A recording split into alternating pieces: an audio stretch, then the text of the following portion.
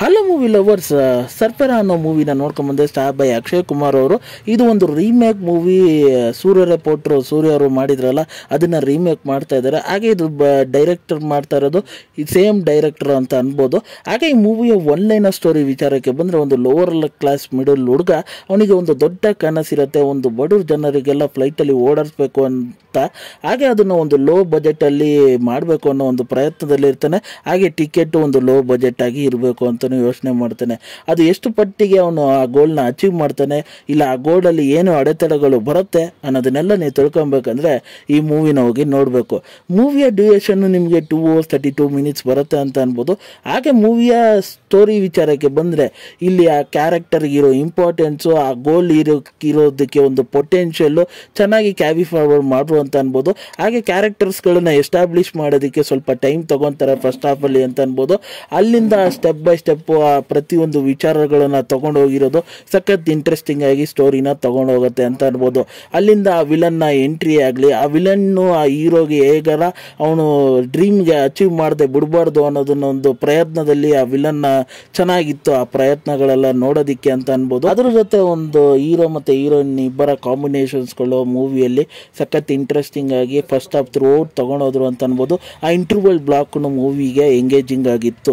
ಮೂವಿಯ ಒಂದು second half ಏನಿತ್ತು ಅದು ಸಖತ್ ಇಂಟೆನ್ಸಿವ್ ಆಗಿ ಹೋಗುತ್ತೆ ಅಂತ ಅನ್ಬೋದು.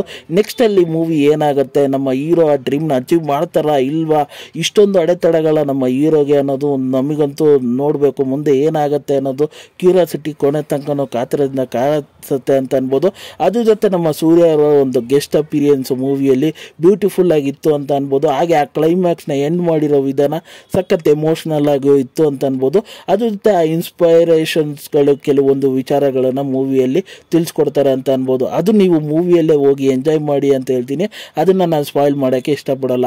ಆದರೆ ನನಗೆ ಬೇಜಾರಾಗಿದ್ದ ವಿಚಾರ ಏನು ಅಂದರೆ, ಆ ಮ್ಯೂಸಿಕ್ಕು, ಆ ಸಾಂಗ್ಸ್ಗಳು ಕೇಳೋ ರೀತಿಯೇ ಇರಲಿಲ್ಲ.